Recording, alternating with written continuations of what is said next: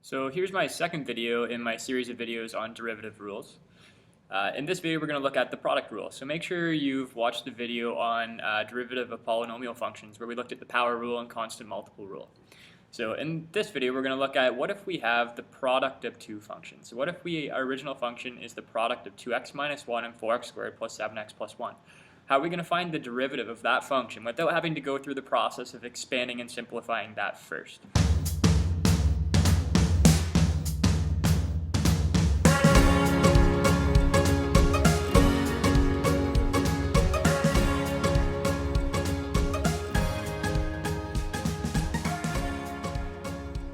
So in order to do the derivative of a product of functions, we're going to need to use the rule that I'm going to write here. So if our original function equals the product of f at x times g at x, we can find the derivative by doing the derivative of f at x, the derivative of the first function, multiply that by g at x, plus the derivative of the second function, g at x, multiplied by the first function. So that's the product rule. If we want the derivative of a product, we do the derivative of the first function times the second function plus the derivative of the second function times the first function. So let's see how that works. Let's do a couple practice questions. If I want the derivative of this without having to expand it, I can find it by doing the derivative of the first function. So the derivative of 3x minus 5 is just 3 multiplied by the second function, x squared plus 1. Plus, we now do the derivative of the second function, so we look at x squared plus 1. The derivative of that would be 2x plus 0, or just 2x, multiplied by the first function, 3x minus 5. And now we can simplify this expression.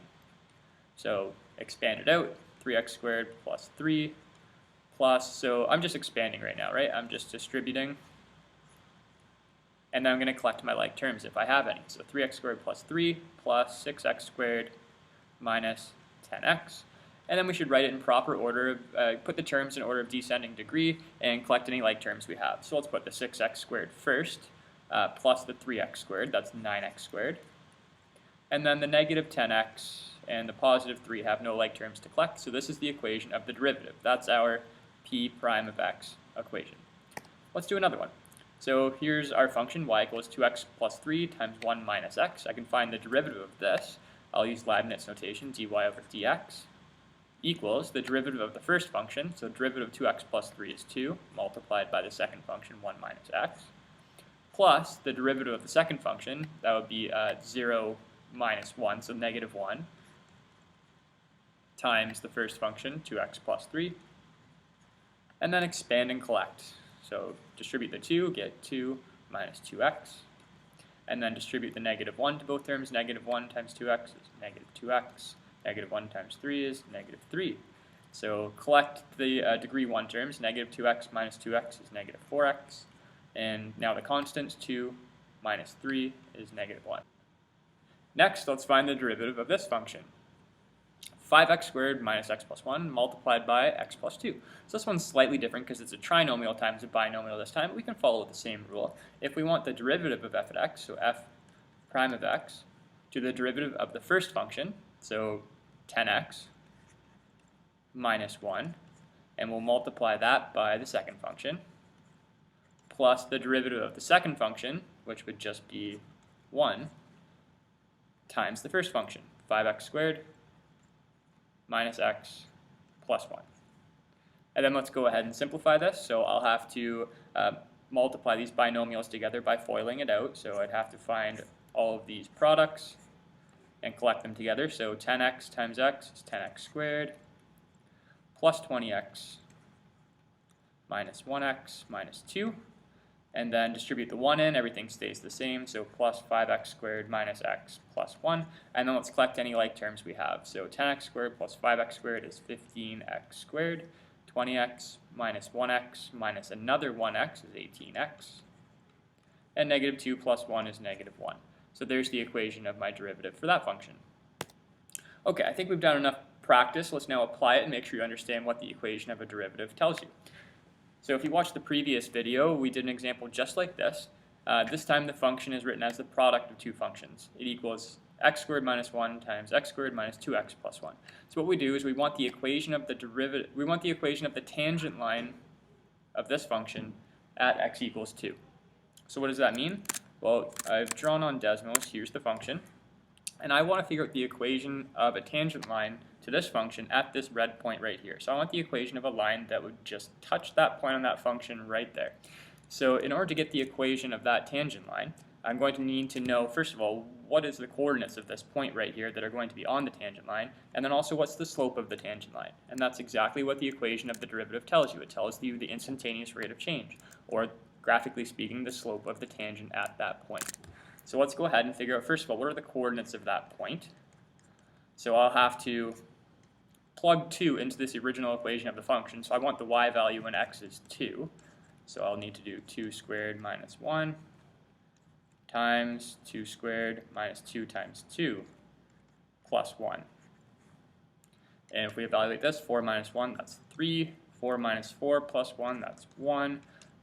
So the point is the point 2, 3. Let's make sure that's the right point.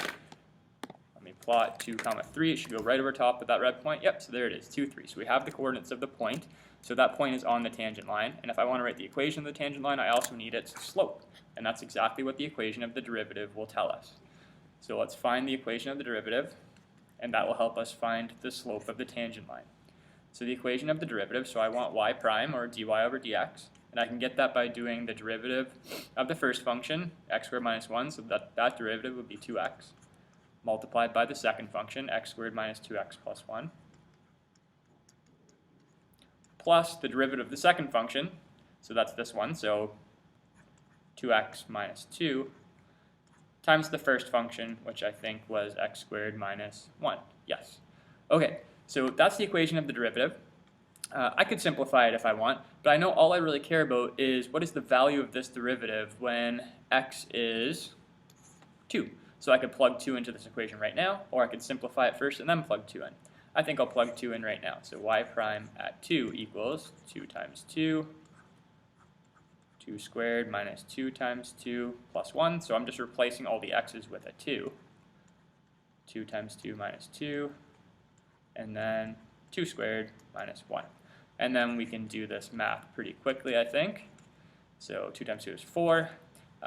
In this bracket, I have 4 minus 4 plus 1, that's 1, plus 4 minus 2, that's 2, times 4 minus 1, that's 3. So I've got 4 plus 6, that's 10. So y prime at 2 equals 10. So what we figured out is the slope of the line is 10. So we now know a point on the line. A point on the line is 2, 3. That's an xy coordinate that's on the line.